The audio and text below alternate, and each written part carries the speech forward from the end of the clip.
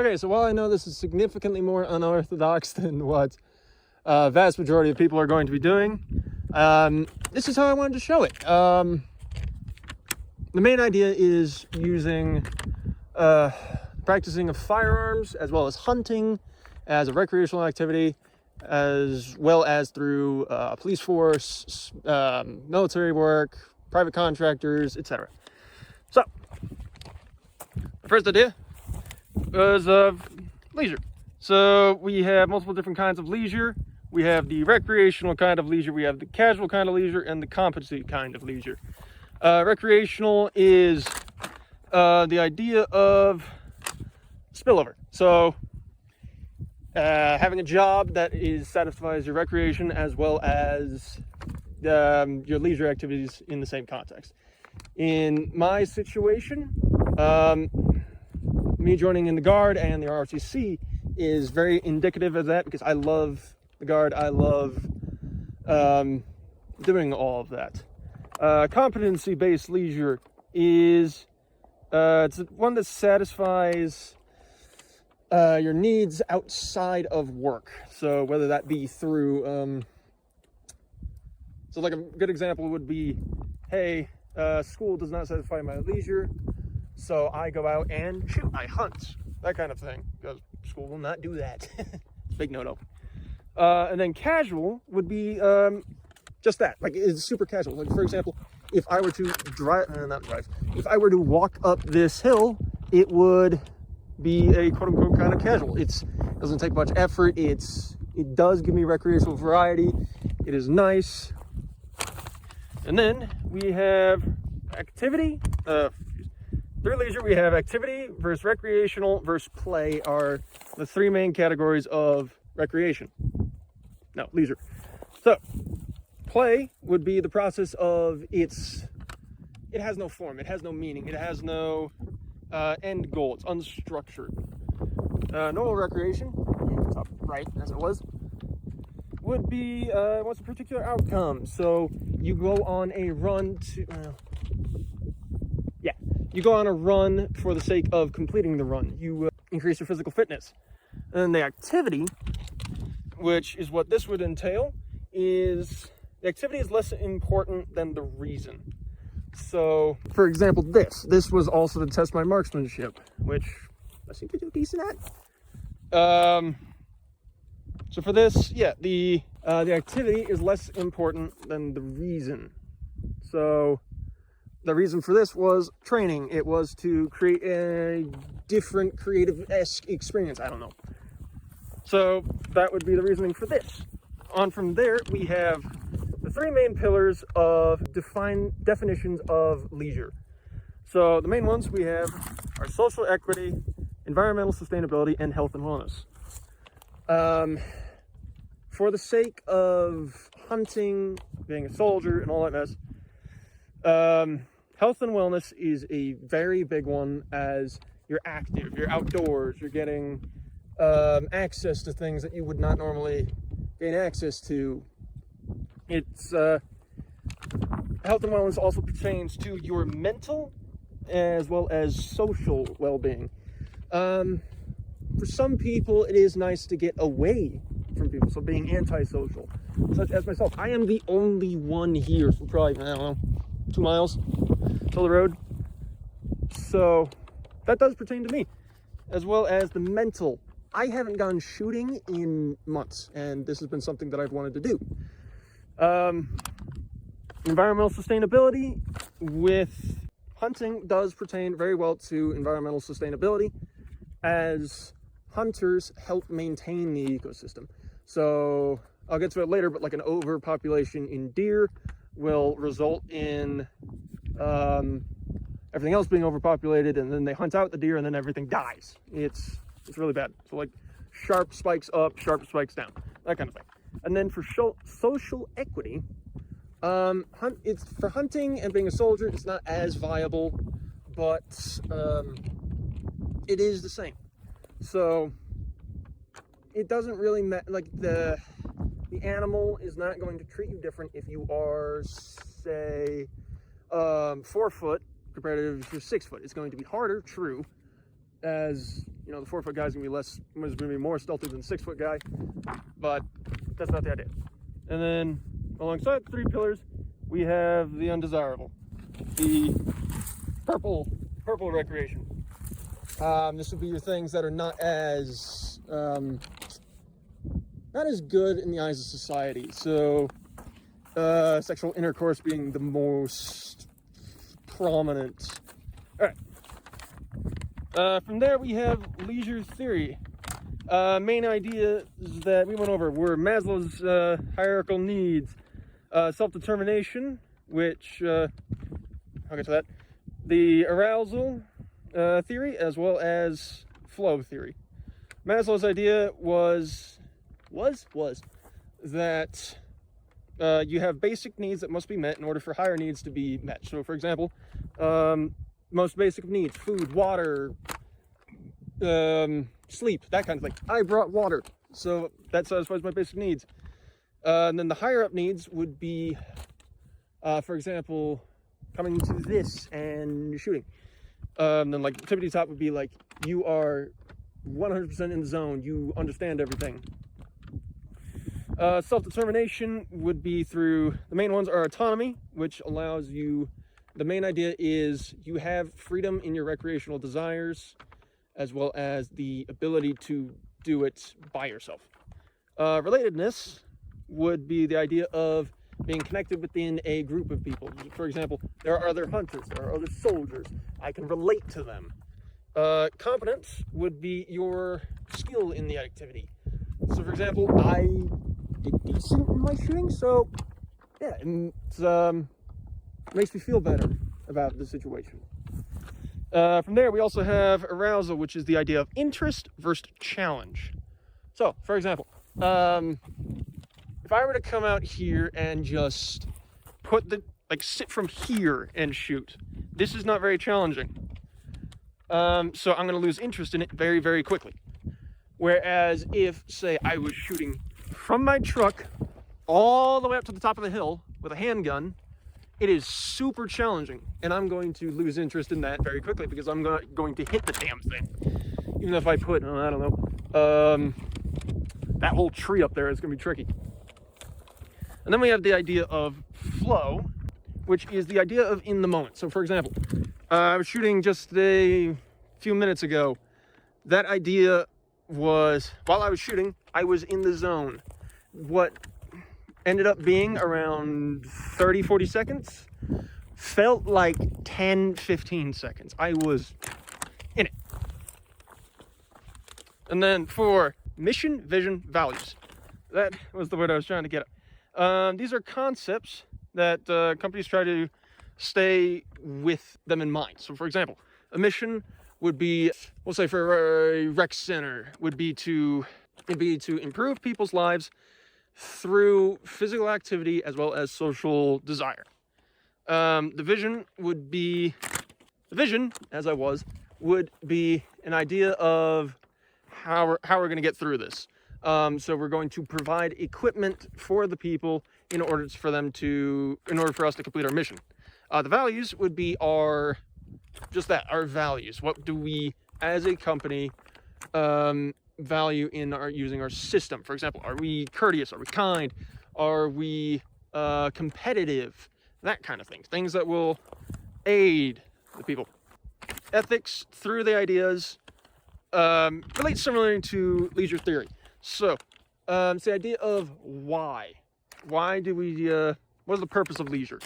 So, the main ones in that were Marx, Veblen, W.E.B. Du Bois, and Weber. Weber? I don't know the B.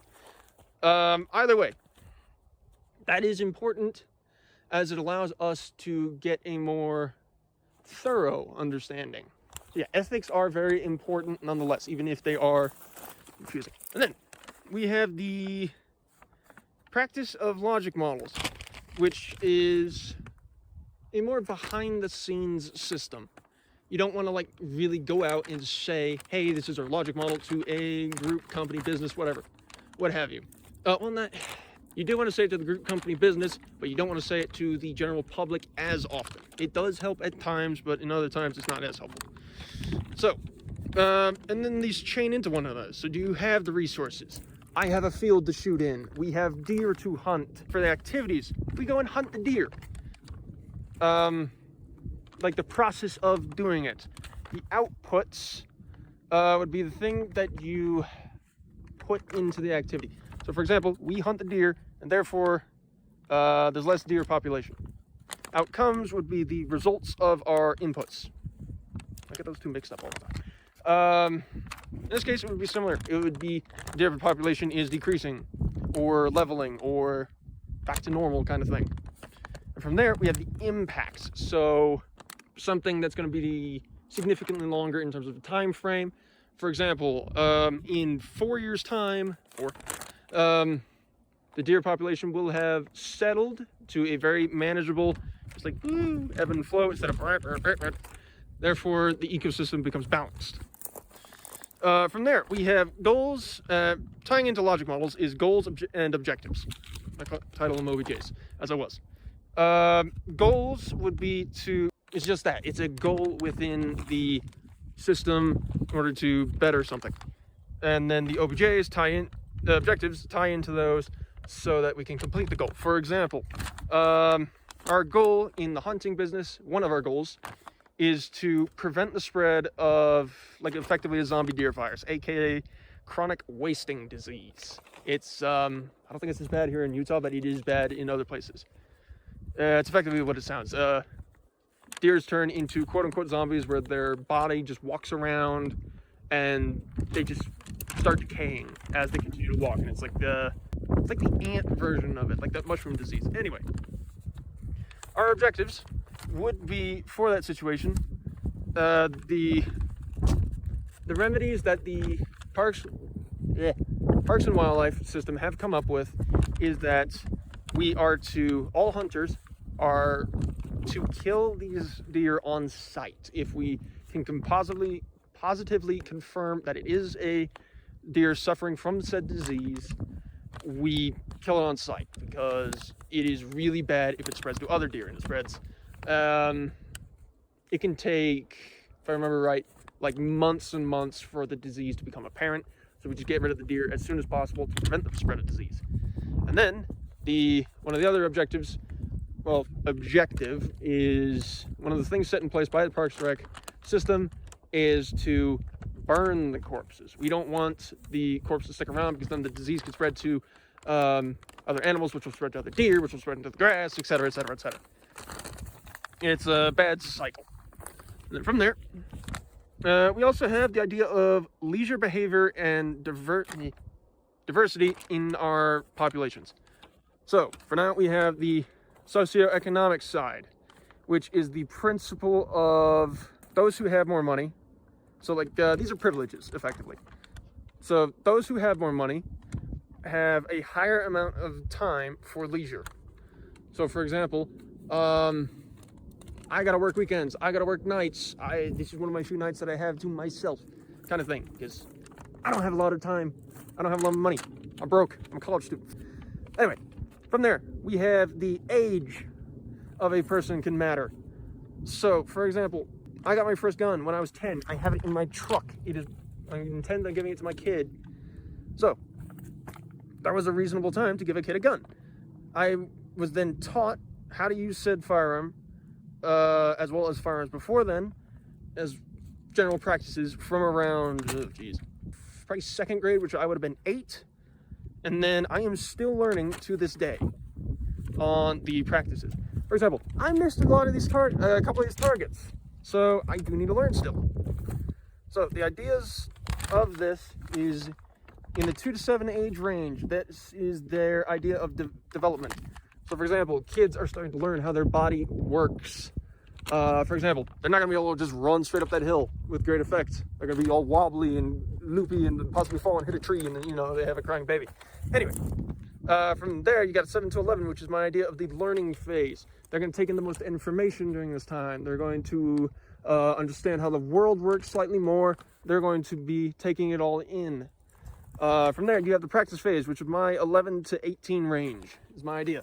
This is them continuing to develop their skills. They're going to become super physical. They're going to become active. They're going to be finalizing all of their skills. For example, with me and firearms, I was getting used to how recoil works. I was getting used to how to recoil patterns, etc., etc., etc. From the 18 to 25 range period is when it starts with the idea of mastering a skill. So this is when you get really good at it, and then you continue to develop it. For example, I am 22. I am still developing all of my skill. From there, you have the adult range, which is from anywhere from 25 up to generally 65 is like the quote-unquote adult. You got like young adult, mid adult, and then adult, like old, like my dad, 50, and he's decent at shooting. My uncle is upper 40s, and he was an ex-Marine, so he's very good at shooting. He was one of the best in his unit, aside from that. All right, and then from 65 plus, aka our grandfathers, our grandmothers, your skills become to deteriorate. So, my grandfather's eyesight is really bad now. He bleeds all the time. His stability is horrible. He tripped on, when I visited him last month, he tripped on like a stair as soon as he got to our place, bonked his head, and he's bleeding all over the place. So your skills deteriorate, whether that be physical, like my knees that suck, or whatever else. And then another idea of privilege through that is the idea of sex, gender, race, and ethnicity. Both have their advantages and disadvantages. For example, I know that females, when shooting certain firearms, should really not wear an open crop top because rounds can go in between. I'll just put it at that. I don't know how serious I can get about that. Anyway, so that would be a disadvantage. An advantage, they are more resilient to pain. It's common sense. Well, not common sense. It's just a fact. It's something that I cannot deny. Through race, ethnicity, they have their advantages. They have their disadvantages. Look, this is a subject I don't like talking about because I don't like talking about privilege. For example, for my own, I am a white male, so I have higher upper body strength and physical ability than a woman, but as well as quote-unquote like white privilege in society. The fact is, I'm broke. My family is lower middle class. I went through public school. I had the same thing as every other student in my class, whether that be Latino, whether that be African American, what have you. Anyway, I'm getting off track. From there, from privilege or any ideas of leisure behavior / diversity. Certain religions can play into effect. So, for example, if I was here on a Sunday, I would be, well, the average person here in Utah would be in church because, I don't really know. I'm not super religious, as I was. So they can have great sway on things. Another thing with hunting in particular, for example, Muslims, they are unable to eat pork. So, for example, if I were to go out and hunt a hog, which is apparently free game, they're like, no, I can't eat that. As well as the idea of spirituality. For example, a pacifist vegan hunting is meat. We hunt for meat. So yeah, they don't like the idea of killing an animal and eating it. Others do. For example, I love meat. Pause. It's my favorite thing to eat. All right, it's simple. And then our ability to abilities versus disabilities for each person. Some of these are considered good and bad. So, for example, in order for me to be a good shot like this, I have to go good eyesight. I have to have steadier hands. I have to have patience in order to hunt. I have to be physically fit. Those are all things that I generally possess. I don't have as steady of a hand. Like, for example, look, you can see it wibbling. Anyway, and then for disabilities, loss of function, your experience, as well as bad eyesight. I'll get to that in a second. So, for loss of motor function, that usually ties in with age or an injury or something. For example, if I were to shoot with one arm, it is really rough. I've tried it. It sucks. I would not do it with a loaded firearm. No. This is a really bad idea.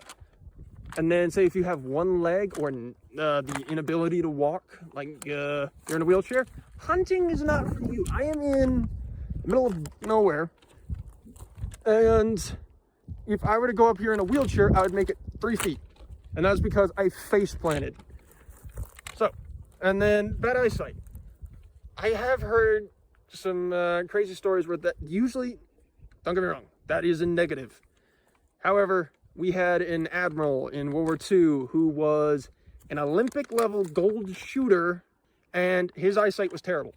It was like, I think he had like 10/10 vision or something. It was really bad. So that ties into that. And all of this will generally culminate into an experience that you can use. You can reflect upon it. You can prepare for it in anticipation. And then there's the activity itself. So, participation. I spent the better part of like 3 hours setting up this, taking notes, all that mess. Because, you know, I procrastinated like a dumbass. And then the activity itself took 40 seconds to shoot all of this. And then to do this presentation, it's taken me so far 20-ish minutes. From there, there's also the idea of reflection. That was what it was. So I will now reflect upon this. I will shoot better. I will probably shorten this video. Do a lot of editing of my slurs. That kind of thing. So all of this isn't everything. And then there's the matter of, this is just a general video of, this is what we learned. Like, not the shooting. I'm going to get a terrible grade. So, this was just a general idea of like, hey, this is what we learned over the entire semester. And then the using it in a job-based setting, whether that be in my current life. I'm currently in the National Guard. I want to hunt more. I want to become a better shot. All those apply to kind of what I just did. All of this. The 3 pillars will, of course, definitely apply. Logic models, diversity, goals, everything will apply to my ideas. And then the idea of in the future is most certainly going to apply, because the Army, big Army, will have me for 4 years after I go to college at bare minimum. All of this is going to be very important for my job. Heck, like half of this directly tied into what I am learning currently in the ROTC. Like all this religious preferences, age, ability, all that mess, we like went over that for 2 weeks a little while ago. I'm rambling. All of this is important for your success in the Parks, Rec, and Tourism. This is probably not very appropriate. This is just what I did. This is what I could do in the time span, because otherwise I'm going to be doing a stop motion video for God knows how long, and I don't know how to do all this in that time frame. Plus, I really want to go shooting. Thank you for your time. Sorry if this was all terribly done and like half-assed, because let's face it, I put words on a sheet of paper and then wrote all this and shot it with a handgun at distance, which is probably not, I don't know, safe for school, that kind of thing. Thank you for your time. If, I don't know, there are any clarifications I need to do by this time tomorrow, let me know. I'm going to be up all night editing this. Have a good day.